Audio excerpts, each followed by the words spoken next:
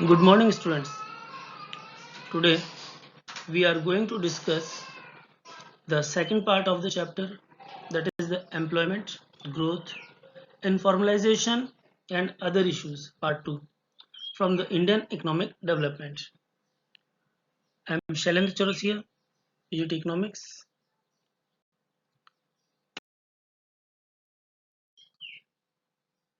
We have already done the some of the points, that is the introduction, workers and employment, participation of people in employment, self-employed and hired workers, employment in firms, factories, and offices, growth and changing structure of employment. Now, today we have to discuss about the informalization of Indian workforce, unemployment, government and employment generation, at last conclusion and summary of the chapter. Okay, let me start. The topic is the informalization of the Indian workforce. The question is, what is informalization? Okay, and what is the informal sector? What are the problem of the informalization of the workforce? How can we resolve the problems of the informalization of the workforce in the Indian economy? First, we have to understand the meaning of the informalization of the workforce. Simply, it refers to the situation when proportion of workforce in the informal sector tends to increase and that in the formal sector tends to decrease. It means when the informal sector increases day by day and the formal sector of the economy decreases and informal sector take the place of the informal sector, then we can say that this is the informalization of the workforce in the country. Okay, in the previous chapter or previous part of the chapter, that casualization of workforce has been increasing. We have already seen it. Okay, this is the clear indicator of the increasing informalization of workforce in the Indian economy. How can we say that the casualization of workforce is the key indicator of the informalization? Because we have already seen that the regular salaried employed self-employment has been decreased in the time period of the development of the economy, and after the 1990s and before the 2010, the process of the casualization of workforce has been increased very tremendously. Okay, that is why, and these casual workers are going to the informal sector of the economy. Okay, uh, uh, now the problem is, what are the problems related to informal sector of the economy? Okay, normally we can say that it is against the development policy adopted by the government after independence. Okay, the policies and whatever steps have been taken by the government after the independence of the country, it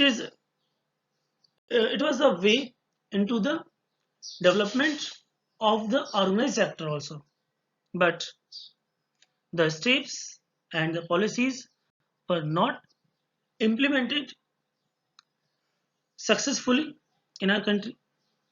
Now, these are the key indicators of the informalization.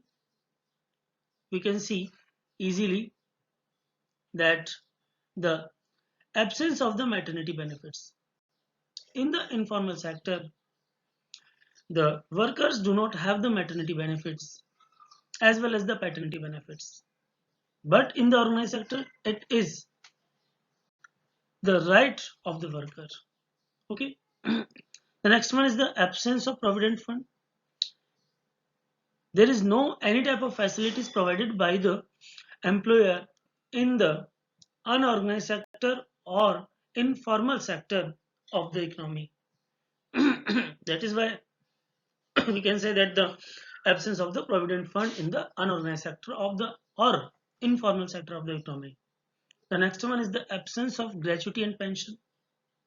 Okay, what is the gratuity and pension?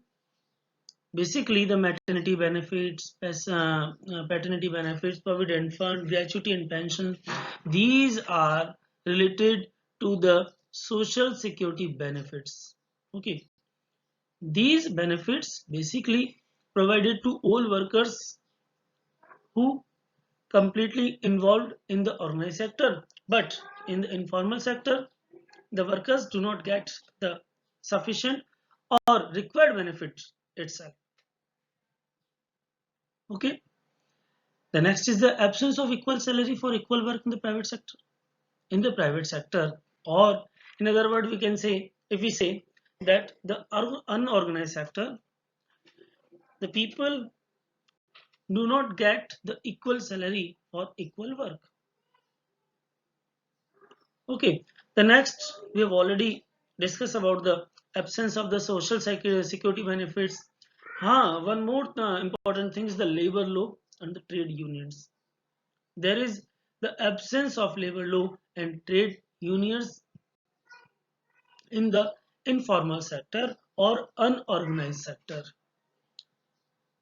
Due to the absence of the trade unions and labor laws, the labor or the workers cannot protect their rights, cannot secure their livelihood in the future reference. Okay. The next one is we have to differentiate between the formal and informal sector of the economy. Okay, first we are taking the informal sector that we have already discussed. Okay, on the basis of the above details, millions of farmers, agricultural laborers, owners of the small enterprises and people working in those enterprises, as also the self-employed who do not have any hired workers. It also includes all non-farm casual wage laborers who work for more than one employer, such as construction workers and head load workers, are informal sector and unorganized sector workers. I think you understand what I'm saying, what I am discussing. Okay, it means the area of the informal sector and unorganized sector, especially in our economy, is very vast. In the next slide, we will discuss about the data. Okay, now next is the formal sector or organized sector. We have already discussed that some of the benefits are being given in the formal sector, and because this is an organized sector in which all the social security benefits like gratuity, pension, and all welfare scheme, maternity benefits, paternity benefits, and all type of benefits are being provided to the all workers engaged in the organized sector. All the public sector are included in the formal sector or organized sector, and those private sector establishment which employ 10 hired worker or more are called formal sector. It means some of the private sector is also included in the organized sector. Okay, the firms, the companies that have 10 and more hired worker in their company.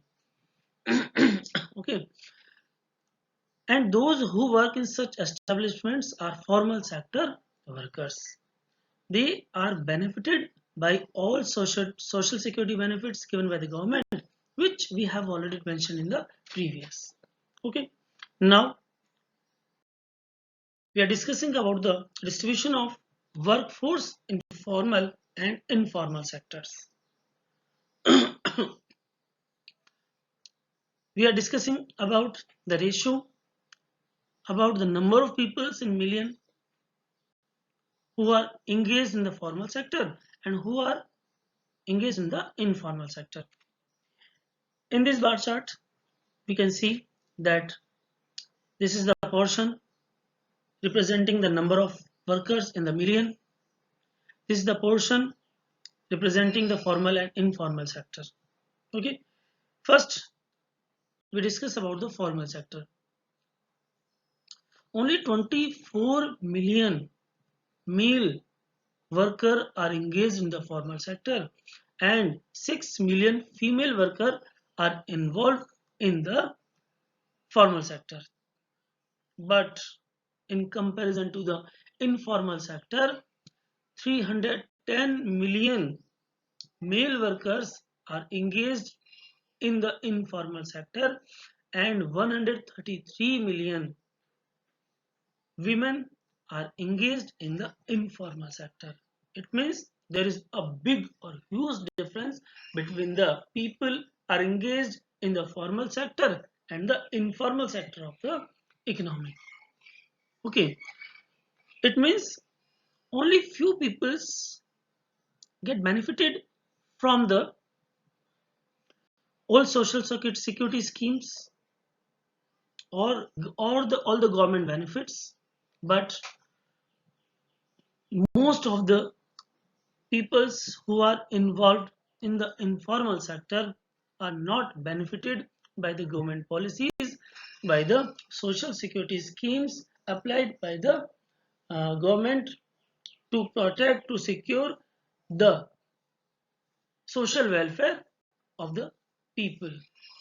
Okay, now the next topic is unemployment.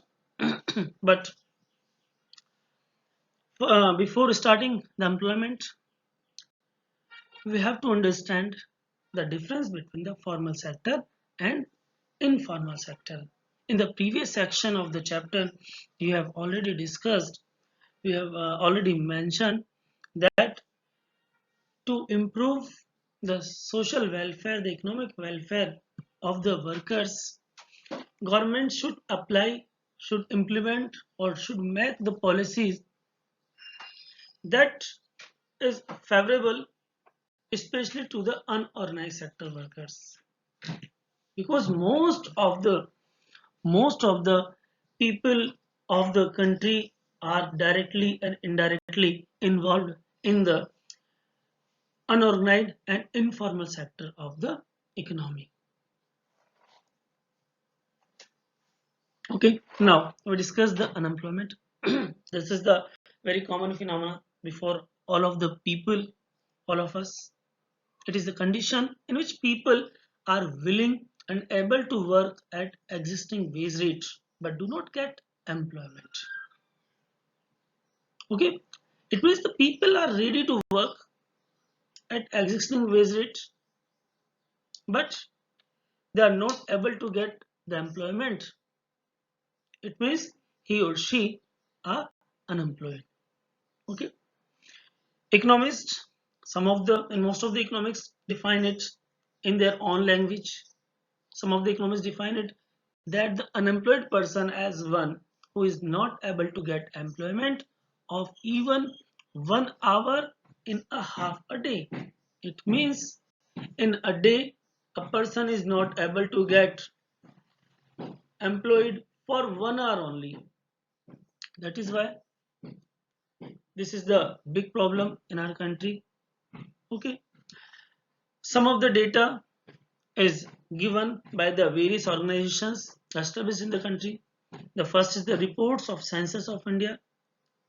Okay, this provide the data related to the unemployment. The next one is the National Sample Survey Organization. On the behalf of the survey, it provides the information of the unemployed people in the country. The next one is the Director General of Employment and Training. This is also an organization to release the data of the unemployed people in the India. The next one, the important is the types of unemployment. The first is the disguised unemployment. What is disguised unemployment? A people or a person is seeing that he or she is involved in the employment or he is employed. Okay, employed, but the marginal productivity of that person, of the people, is around zero or in the minus. Basically, this type of unemployment is commonly seen in the agricultural sector. Okay, where the marginal productivity of the labor is zero or in the minus value. Okay, the next one is the open unemployment. What is open unemployment? A person is seeing that he or she is unemployed by the uh, presence. Okay, it means we cannot say he or she is employed or not. We can say clearly. Okay, some of the educated person who are not getting any type of job. Okay, or some of the unskilled persons we can easily see in the different areas of the country. Like regular wage workers, in most of the cases they are unemployed. Okay, the next one is the season unemployment. Seasonal, it means depend on the season. In some of the seasons people get employed, and in some of the season people do not have sufficient work to earn their livelihood. Okay, like in the rainy season some people are unemployed, we can easily see in an economy. The next one is the structural unemployment. Basically, it is depend on the structure of the economy. Because of our structure, our economy's structure, most of the peoples are unemployed. This is the structural unemployment. The next one is educated unemployment. We have already discussed that some of the educated person are not getting some work because of the education, higher education. They do not want to involve in some lower level of employment. That is why he is unemployed, and it is known as the educated unemployment. Under unemployment, it means some of the peoples are involved in some of type of economic activity, but he or she is not getting sufficient amount, or he or she is not completely involved in the work. That is why is not getting sufficient money for their work. It means this is the situation of the unemployment. Next is the frictional unemployment. This is the condition when a person is unemployed for some time, like 1 month, 15 days, 10 days. Okay, when he or she is transferred from one job to another job, that transaction period he or she is completely unemployed. That is this is the known as frictional unemployment. Okay, we have to discuss about the causes of unemployment in India or in the backward economy, in undeveloped economy. Okay, developing economy, so many problems, so many causes before the unemployment. For the unemployment, the first we can say that the slow economic growth. Okay, in the case of slow economic growth, the trickle down effect is not working in the proper form. That is why the unemployment situation is keeping as well. The next one is the slow growth of industry. Why is the slow growth of industry is the responsible reason for the unemployment? Because the manufacturing sector, and or industry sector is the most important to provide the employment to the unemployed people. That is why it is the responsible reason. But due to the slow growth of industry, there is not any additional requirement of the people or the worker in the industry. Okay, the next one is the structure of the economy. We have already discussed. Next is the high population growth. We already know about the due to the high population, a government or economic sector of the economy cannot give job to all the available workers. Okay. The next one is not suitable educational system. This is the very important point, that in our country especially we do not have suitable educational system. What is suitable educational system? The educational system will be assumed as suitable when this system will be able to provide any type of job to the people. But in our education system, it is not able to provide any type of job, in especially skill job. That is why we easily say that the education system is not suitable. No doubt government is providing some vocational educations in the various sector. Okay, but this vocational education is not sufficient to provide the job to the people. The next one is the lack of investment. It is clear indicator that when investment increases, the growth rate and the employment is also increases. That is why the investment, more and more investment, is the necessary condition of our economy. The next one is the improper planning. Yes, this is also a responsible reason for the unemployment. After the independence, the planning of the government was not suitable to engage more and more people in any employment. That is why this is the condition before the economy, that more and more people, more um, uh, people or workers are unemployed in the country. The next is the decay of cottage and small scale industry.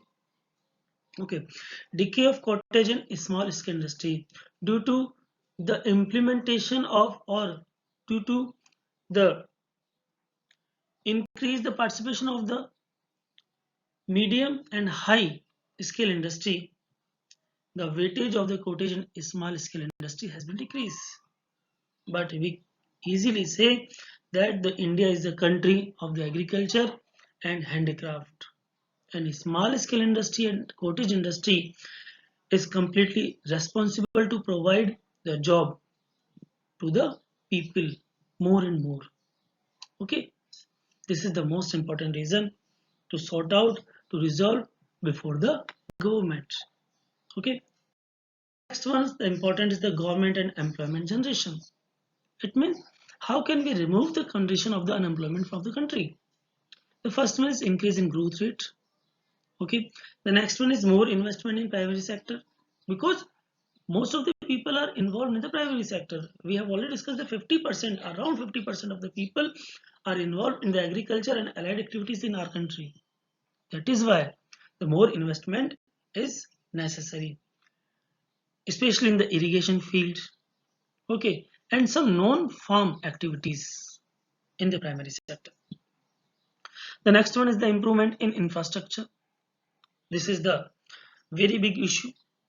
This is the very important issue before the country, that we do not have sufficient and required infrastructure to increase the employment situation in the country. Okay. The next one is the control on population growth. We must control the population growth in our country. Okay. The next one is the introduce the vocational education system. We already discussed. No doubt, government has introduced it, but it is the requirement to increase the area of the vocational education system in the country. Next one is the self-employment. We know that government cannot provide the regular salaried employment to all the peoples.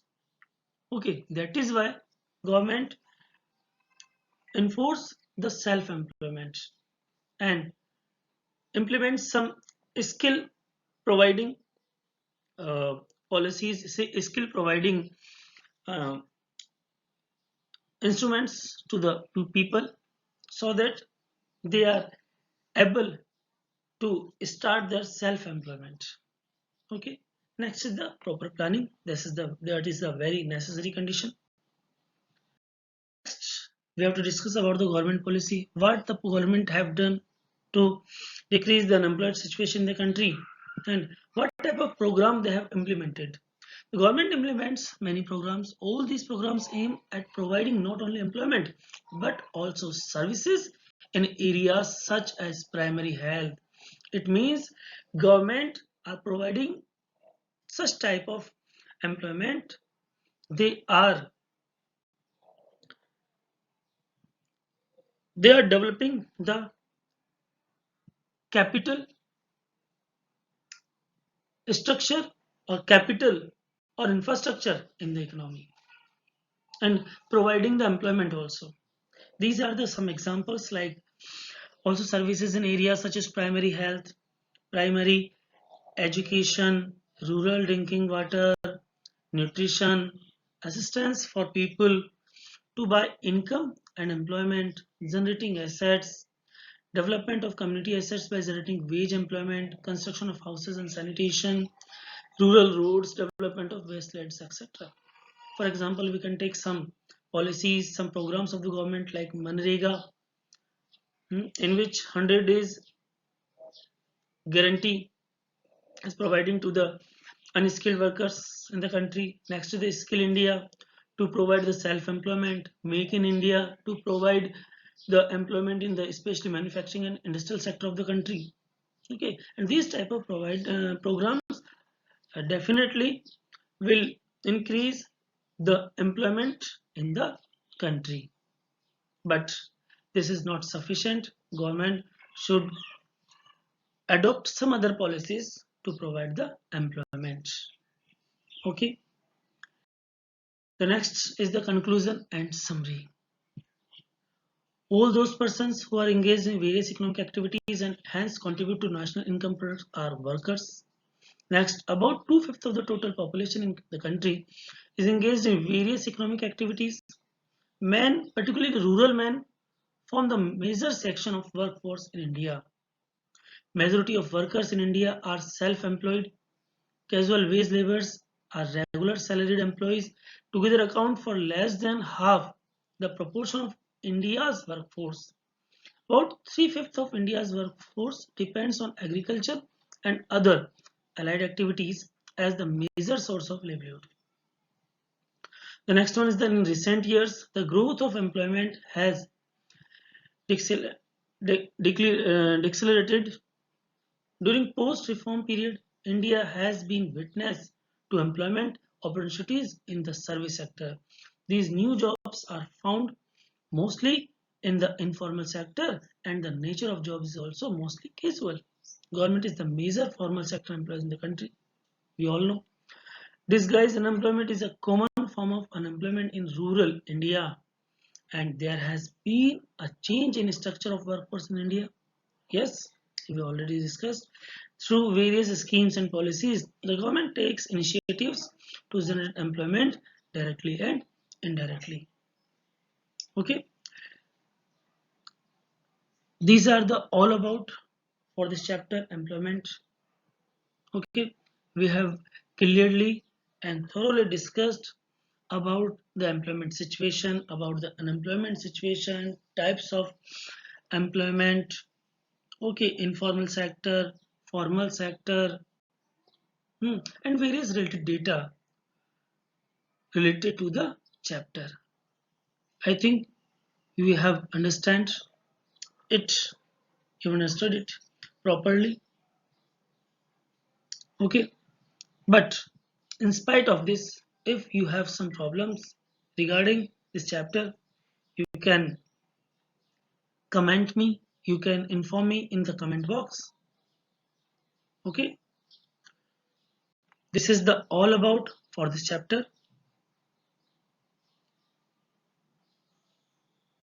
Thank you very much.